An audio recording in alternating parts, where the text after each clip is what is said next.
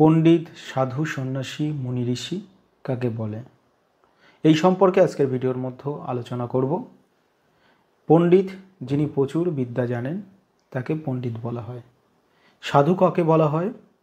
সত্য এবং সত্যের পথে আছেন তাকে সাধু বলা হয়। সাধু শব্দের অর্থ হলো সত্য। সন্ন্যাসী কাকে বলা হয়? যিনি সমস্ত কিছু থেকে মুক্ত, সব কিছু ত্যাগ করেছেন, সংসার ধর্ম থেকে শুরু করে সমস্ত সুখ সুবিধা ত্যাগ করে যিনি ঈশ্বরের পথে আছেন তাকে সন্ন্যাসী বলা হয়। তেমনি মুনি, ঋষি কাদেরকে বলা হয়? আমরা যখন সাধনা করি, সাধনার কয়েকটি স্তর আমাদেরকে উঠতে হয়, তার কয়েকটি উপাধি আছে। যেমন প্রথম যে ব্যক্তি সাধনা করবে বলে ভাবছে, প্রথমে গুরু দীক্ষা নিতে হয়। দীক্ষা নেওয়ার পরে গুরুর কাছ থেকে সাধন বিদ্যা শিখতে হয় এবং সে সাধনা করতে থাকলে প্রথমে তার দেহ জাগ্রত হবে এবং জন্ম জন্মান্তরে যত পাপ করেছেন বা তার মধ্যে যে প্রেতাত্মা বা পরমাত্মা আছে, প্রেতাত্মা আছে, অশুভ শক্তি আছে, সেগুলো দূরে সরবে এবং শুভ শক্তির আগমন তার শরীরে হবে, দেহ জাগ্রত হবে। এটাকে বলা হয় তার দেহ জাগ্রত হয়েছে। এর পরবর্তীতে হবে অষ্টসিদ্ধি লাভ। তার পরবর্তীতে ঋষিযোগ প্রাপ্তি করবে, তার পরবর্তীতে সাধন বলে মণিযোগ প্রাপ্তি করবে। ঋষি কাকে বলা হচ্ছে? যিনি মন্ত্র সৃষ্টি করতে পারেন, যিনি মন্ত্র লিখতে পারেন তাকে বলা হয় ঋষি এবং জ্ঞানী এবং ঈশ্বর শক্তি প্রাপ্তি করেছে। মুনি কাকে বলা হয়?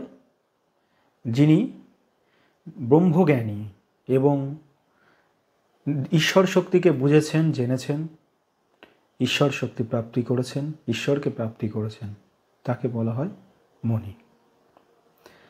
সাধনা করতে থাকলে এক একটা স্তরে মানুষ সাধনায় শক্তি প্রাপ্তি করতে থাকে এবং সেই সিদ্ধিলাভগুলি সেই ব্যক্তি পেতে থাকে।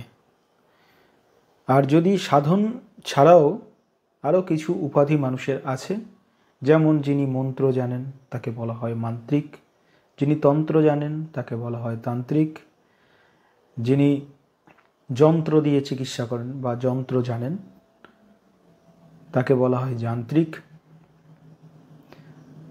যিনি শ্মশানবাসী, কাল ভৈরবকে সাধনা করেন, শ্মশানে থাকেন, তাকে বলা হয় অঘরী। এরকম প্রচুর উপাধি কিন্তু সাধকদের আছে, এক এক সাধনার প্রভেদে তাদের উপাধি আছে। তবে শক্তি লাভে বা সিদ্ধি লাভে যে উপাধিগুলো হয় সেগুলো আপনাদেরকে বললাম। আমি যতটুকুনি জানি, ভুল ত্রুটি হতে পারে, সেটা মার্জনা করবেন। যোগী কাকে বলা হয়? যিনি আত্মার সাথে পরমাত্মাকে যুক্ত করার জন্য সাধনা করছেন তাকে বলা হয় যোগী। অনেকে বলছে মনির ঊর্ধ্বে ঋষি, কিন্তু আমি যেটা জেনেছি ঋষির পরে কিন্তু মুনি, যেমন নারদ মুনি, দুর্বাসা মুনি, অষ্টবক্র মুনি, যারা সাধনার উচ্চ স্তরে উঠে গেছিলেন তাদেরকে মুনি বলা হয়। আবার কয়েকজন আমি শুনলাম তারা বলছে যে ঋষিকে সর্বোচ্চ সাধনা বা সর্বজ্ঞানী বলা হয়, কিন্তু আমি যতটুকুনি জানি এখানে কিন্তু মুনি সাধনা হচ্ছে সর্ব উচ্চ স্তরে পৌঁছে গেলেই তখন মণিযোগ প্রাপ্তি করে সাধক। যেমন কয়েকটা মুনি ঋষির নাম আমি আপনাদেরকে বললাম।